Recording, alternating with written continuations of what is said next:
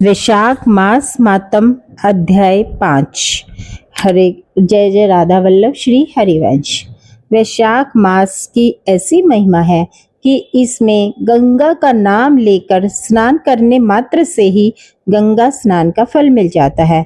बहुत ही ज्यादा पावन महीना है, इसे छोड़ना नहीं चाहिए। अधिक से अधिक पुण्य अर्जित करें।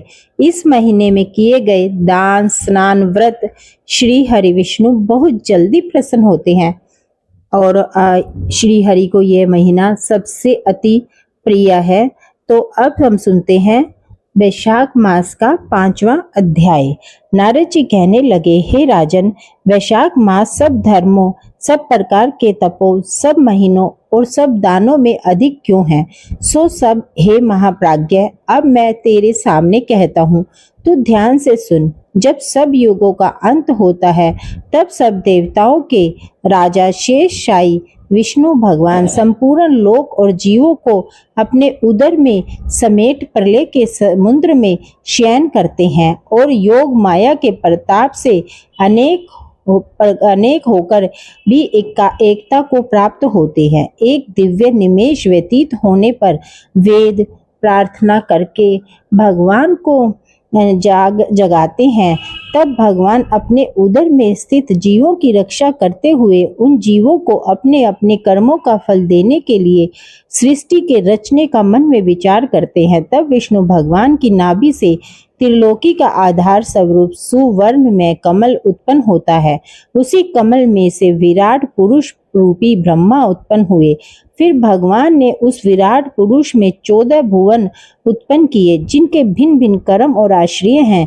ऐसे अनेकों समूह रचे। फिर सत रज तम 3 गुण प्रकृति, मर्यादा और भुवनों के स्वामी रचे। तत्पश्चात वर्णाश्रम के विभाग कर धर्म की कल्पना करते हुए चारों वेद, तंत्र, स्मृति, पुराण तथा इतिहास रचकर धर्म की रक्षा के निमित्त इनके प्रवर्तक ऋषि प्रकट हुए।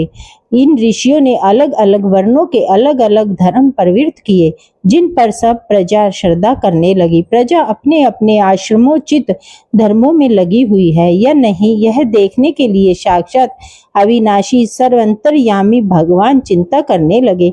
यह वर्षा काल मैंने निर्माण किया, इसमें सब प्रजा कीचड़ आदि में फंस दुखी हो रही है, जिससे सब धर्मों को नहीं कर सकती। यह देख क्रोध उत्पन्न होता है, मन प्रसन्न नहीं है। मेरे देखते कोई दुख नहीं पाए, अतएव उन्हें देखो। शरद काल में सब खेती में लग रहे हैं, इससे पूर्ण रीति से धर्म नहीं कर सकते।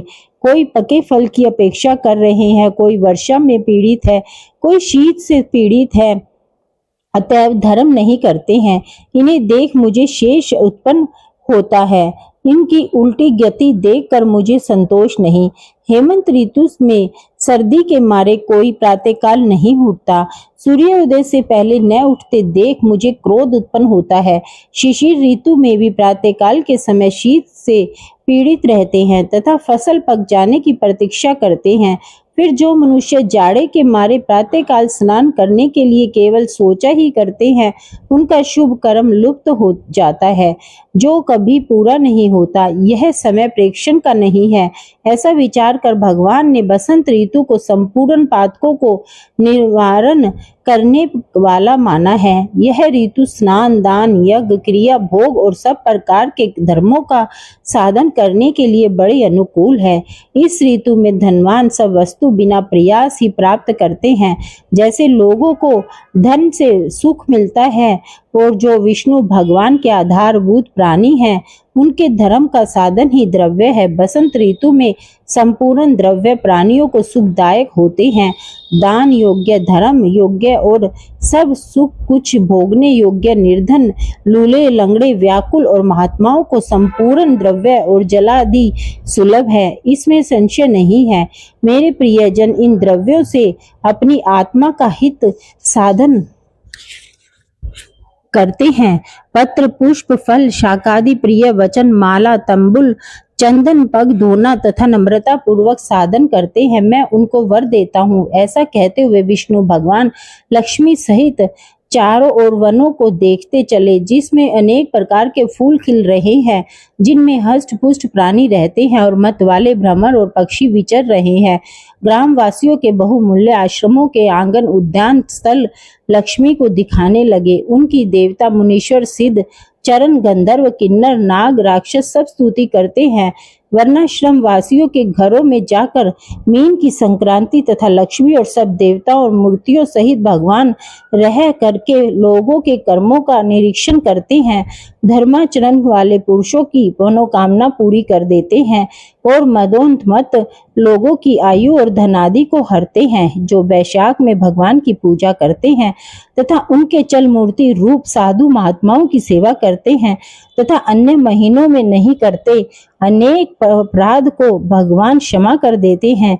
जैसे अपने देश में आए हुए राजा को देख उस देश के निवासी मनुष्य बहुमूल्य भेंट पूजा लेकर राजा की पूजा करते हैं, तब राजा पूजा के आकार आदि द्वारा यह जान लेता है कि किसकी सेवा पूरी है, किसकी थोड़ी। उचित पूजा होने पर प्रसन्न होकर निश्चय ही उसे मनवांचित फल देता है और जिसकी पूजा सेवा ठीक नहीं उसे दंड देता है। ऐसा ही विष्णु भगवान वैशाख मास में जो अच्छी रीति से पूजा करते हैं उन्हें मनवांचित फल देते हैं और जो नहीं करते हैं उनके धनादि को हर लेते हैं।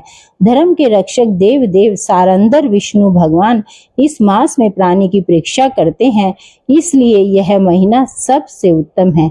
ये था वैशाख मास कथा अध्याय 5। आगे की कथा हम अध्याय 6 में सुनेंगे। तो देखिए, वैशाख का महीने में श्री हरि विष्णु को थोड़ा सा दान करना, थोड़ा सा पूजा करना, जाप करना कितना अधिक फलदायी है, जो विष्णु भगवान को बहुत जल्दी प्रसन्न करता है, जल्दी फल देने वाला है। तो इसीलिए ज़्यादा से ज़्यादा आप पुण्य फल कमाइए और ज़्यादा से ज़्यादा आप धर्म के कार्य कीजिए, जिससे वैशाख के महीने का आप लाभ उठा सकें।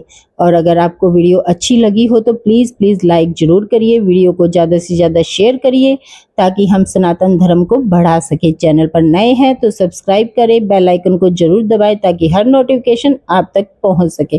धन्यवाद। जय जय राधा वल्लभ श्री हरिवंश।